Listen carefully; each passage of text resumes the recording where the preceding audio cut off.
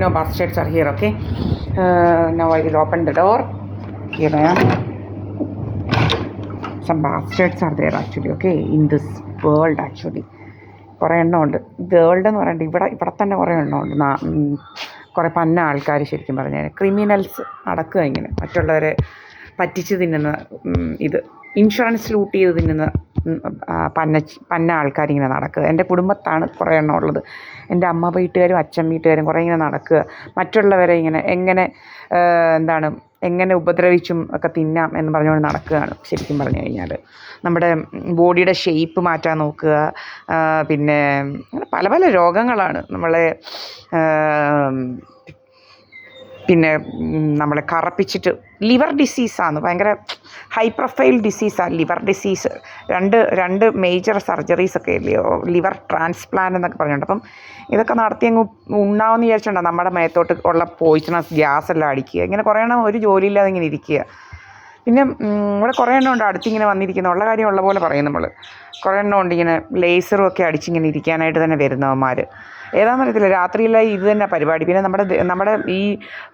നമ്മുടെ ഷോൾഡറിലോട്ടൊക്കെ ഇങ്ങനെ sound wave hit ചെയ്യിപ്പിക്കുക. അതൊക്കെ വല്ല ഇൻഫ്രാസോണിക് സൗണ്ടും അൾട്രാസോണിക് സൗണ്ടും ഒക്കെ. നമ്മുടെ ഈ എല്ലുകൾക്ക് ഇത് വരുത്തുക. പിന്നെ ബോഡിയുടെ ഷേപ്പ്, കൈഫോസിസ്, സ്കോളിയോസിസ് ഒക്കെ വരുത്താൻ നോക്കുക. ഇതെല്ലാം പല പല പരിപാടികളാണ് ഇവന്മാർക്കുള്ളത്. പിന്നെ എൻ്റെ അമ്മ വീട്ടിലെ കുറേ മുതുകള്ളന്മാരാണ് ഈ രാജേഷ് ആർ എന്ന് പറയുന്ന ലീലയുടെ മോന്. പിന്നെ ഒരു കള്ളി ഇപ്പം ഫോണൊക്കെ ഓഫ് ചെയ്ത് വെച്ചുകൊണ്ടിരിക്കുകയാണ്, രാജമ്മ എന്ന് പറയുന്ന നമ്പർ 1 കള്ളി. അവളുടെ ഫോൺ നമ്പർ എന്ന് പറയുന്നത് 8547459107 ആണ്. നിങ്ങൾക്ക് ഡയൽ ചെയ്ത് നോക്കാം. അവളിപ്പം ഫോണൊക്കെ ഓഫ് ചെയ്ത് വെച്ചുകൊണ്ടാണ് ആ കള്ളി ഇരിക്കുന്നത്. ഇൻഷുറൻസ് ലൂട്ട് ചെയ്യുന്നതാണ് അവിടെ മെയിൻ പരിപാടി എന്ന് പറയുന്നത്. അവനവൻ്റെ ദേഹം വെച്ചങ്ങ് ഇതാക്കിയാൽ മതി, വല്ലവരെയൊക്കെ ഇതാക്കുന്നത്. അതുപോലെ നമ്മൾ LLB പഠിക്കാൻ പോയപ്പം ഈ ലീലയുടെ മോനുടനെ അറിയണം നമ്മൾ പാസ് ഔട്ട് ആവുമോ ഇല്ലയോ എന്നൊക്കെ ഉള്ളത്. അതിനുവേണ്ടി ഒരു തോമാച്ചൻ എന്ന് പറയുന്ന ഒരു കൈനോട്ടക്കാരനെ കൊണ്ട് വന്നു. അപ്പോൾ അയാളോട് പറഞ്ഞില്ല ഞാൻ LLBക്ക് ചേർന്ന് നിന്നും. അപ്പോൾ അയാൾ പറഞ്ഞു ഈ കൊച്ചു വക്കീലാവുമെന്ന്. ഞാൻ LLBക്ക് ചേർന്നെന്ന് പോലും അറിയാതെ തന്നെ അയാൾ പറഞ്ഞു. അപ്പം കൈനോട്ടമൊക്കെ നന്നായിട്ട് പറയാൻ അറിയുന്നവരുണ്ട്. എന്നിട്ട് പിന്നെ ഇവന്മാർ ഇതായിരുന്നു എന്ന് വെച്ച് കഴിഞ്ഞാൽ നമ്മൾ പാസ് ഔട്ട് ആവരുതെന്ന് പറഞ്ഞുകൊണ്ട് കുറേ നമ്മളെ ഡിസ്ട്രാക്റ്റ് ചെയ്യാനുള്ള പരിപാടികളൊക്കെ ഒത്തിരി ഉണ്ടായിരുന്നു ഇവന്മാരുടെ കയ്യിൽ. മനസ്സിലായില്ലേ? അതൊന്നും നടന്നില്ല. നമ്മൾ കൂളായിട്ട് പാസ് ഔട്ടായി പോരുന്നു. മനസ്സിലായില്ലേ? പിന്നെ പല പല പരിപാടികളാണ്.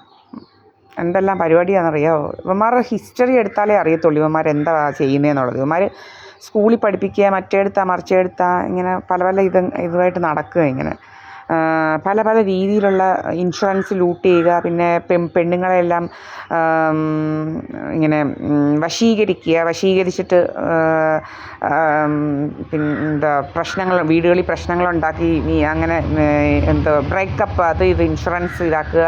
അങ്ങനെ പല പല മറ്റുള്ളവരുടെ ജീവിതം വരെ തകർത്ത് കാശുണ്ടാക്കുന്ന തേർഡ് റേറ്റ്സാണ് ഇവന്മാരും. വല്യത്ത് കുടുംബവും ഈ പോച്ചയിലെ സദാനന്ദ മന്ദിരത്തിലെ ആൾക്കാരും ഈ പോച്ചെ കുടുംബക്കാരും.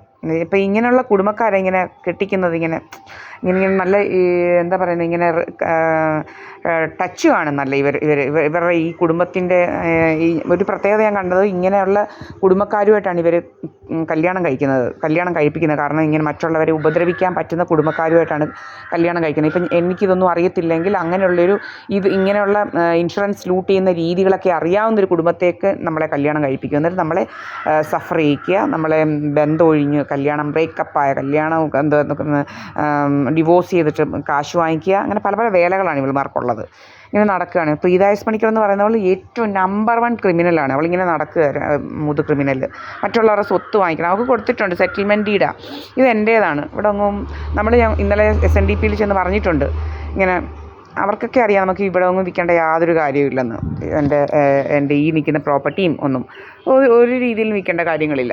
നമുക്ക് പുറത്ത് ഞാൻ പറഞ്ഞു കഴിഞ്ഞു, തെക്കേക്കര വില്ലേജ്, ആലപ്പുഴ ജില്ല തെക്കേക്കര വില്ലേജിൽ ഇത് മാവേലിക്കരയ്ക്ക് അടുത്താണ്, ഒല്ലകെട്ടിയമ്പലം എന്നാണ് ഇത് പറയുന്നത്. പിന്നെ എൻ്റെ പല്ലാരിമംഗലത്തുള്ള 52 സെൻറ്റ് സ്ഥലമുണ്ട്.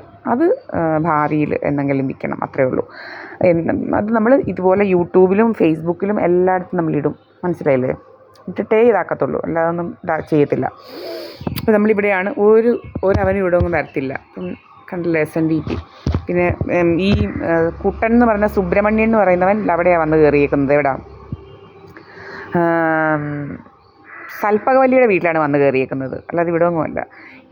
ഇവിടെ ഒന്നുമായിട്ട് ഒരു ബന്ധമില്ല. ഇവനെ ഇവിടെ ഒന്നും കയറ്റിയിട്ടേ ഇല്ല. ഇവൻ ഈ പടി കയറിയിട്ടില്ല ശരിക്കും പറഞ്ഞു കഴിഞ്ഞാൽ. 2019 കയറിയിട്ടില്ല, 2018 കയറിയിട്ടില്ല, 2020 2021 ഒന്നും അവൻ ഈ പടി കടക്കത്തില്ല. മനസ്സിലായില്ലയോ? അവൻ ഈ പടി കടക്കാനുള്ള യോഗ്യതയില്ല, പടി കടക്കത്തില്ല. അവൻ ഒരു ദിവസം ഇവിടെ വലിയ സാമർത്ഥ്യത്തിൽ കയറി വന്ന് ഇങ്ങോട്ട് വന്ന് ഇവിടുന്ന് ദൈവം താഴെ തല്ലി അവനെ താഴെ ഇട്ട്. അവൻ ഇവിടുന്ന് ഞങ്ങളുടെ മുന്നിൽ കൂടെ താഴെ അടിച്ച് അവൻ വീണ്. അങ്ങനെ ഇവൻ കയറിയ ഈശ്വരനുണ്ടല്ലോ ഇവനെ റെഡിയാക്കും. അന്നത്തെ ഇവൻ്റെ അവസാനമായിരിക്കും ഇവിടെ കയറുന്നവൻ്റെ ഇവൻ്റെ അവസാനമായിരിക്കും.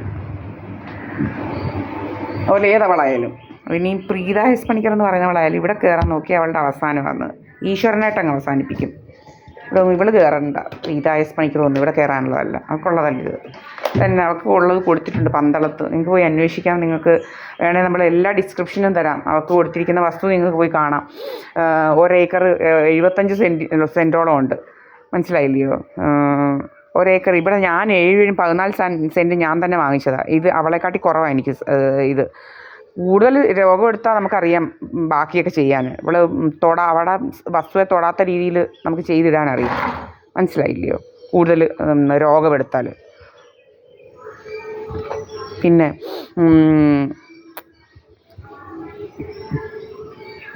നിങ്ങൾക്ക് ചെന്ന് നോക്കാം. എന്ന് വെച്ച് കഴിഞ്ഞാൽ ഉളനാടെന്ന് പറയുന്ന സ്ഥലത്ത് വല്യത്ത് വീടെന്ന് പറയുന്നിടത്ത് നിങ്ങൾ ചെന്നാൽ മതി. ഇവിടെ ഒരു വല്യത്ത് വീട് അന്വേഷിച്ച് അവിടെ എല്ലാവർക്കും ഉളനാട് ഇതാ മതി. ഉളനാടിൽ നിന്ന് കിഴക്കോട്ട് പോകുമ്പോഴാണ് ഇത്. കിഴക്കോട്ട് ചെന്ന് കുറേ അങ്ങോട്ട് കിഴക്കോട്ട് ചെല്ലുമ്പോഴാണ് ഈ സ്ഥലം ഉളനാട് എന്ന ഈ സ്ഥലത്തിൻ്റെ പേര്. മെയിൻ റോഡ് സൈഡാണ്. അവിടെയാണ് ഇവളുടെ വസ്തു. 1 ഏക്കർ 75 ഒറ്റ പ്ലോട്ടായിട്ട് കിടക്കുന്ന സ്ഥലമാണ്. അപ്പം നിങ്ങൾക്ക് ചെന്ന് നോക്കിയാൽ അറിയാം അതിനകത്ത് കാര്യങ്ങളൊക്കെ. ഇവളിങ്ങനെ കണ്ടവരെല്ലാം പിടിച്ചു പറിക്കാൻ നടക്കുക. ഒരു പാവം പിടിച്ച ഒരു ബ്രാഹ്മണൻ്റെ 3.5 സെൻറ്റ് വരെ പിടിച്ചു പറിച്ച് വെച്ചാൽ അവനെ വകവരുത്തി ഇതാക്കിയത്. അത്ര തേർഡ് റേറ്റ് ഇവൾ. അവൻ്റെ 3.5 സെൻറ്റ് വരെ അവനെ കൊണ്ട് വിപ്പിച്ച് വെച്ച് അവനെ എല്ലാം വകവരുത്തി. നാട്ടുകാർക്കെല്ലാം അറിയാം അവനെ എങ്ങനെ ചെയ്തതെന്ന്. നാട്ടുകാർക്കും SNDPക്കാർക്കും എല്ലാം അറിയാൻ വയ്യാത്ത കാര്യമൊന്നുമല്ല. ഇവിടെ എൻ്റെ അമ്മച്ചി ഒന്നും അറിയാൻ വയ്യാത്തോട്ടിരുന്നങ്ങ് അഭിനയിക്കും. പക്ഷെ നാട്ടുകാർക്കെല്ലാം അറിയാം. നാട്ടുകാർക്ക് മുഴുവൻ അറിയാം ഇവളെങ്ങനെ അവനെ വകവരുത്തിയെന്നുള്ളത്. അത് ശരിക്കും നാട്ടുകാർക്കെല്ലാം അറിയാം. അവനങ്ങനൊന്നും ആത്മഹത്യ ചെയ്യേണ്ട ഒരു കാര്യമുള്ളവനല്ല.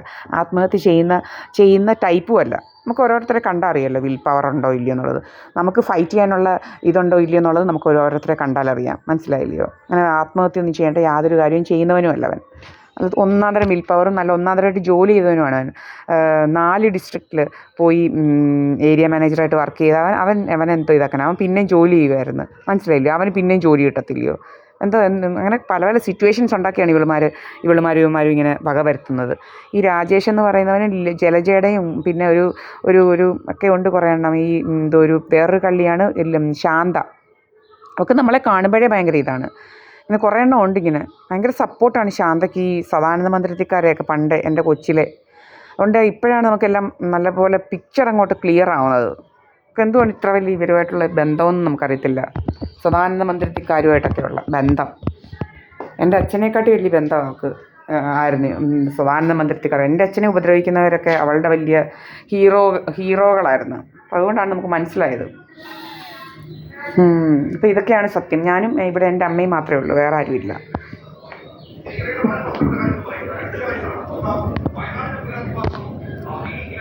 ഉണ്ടല്ലോ.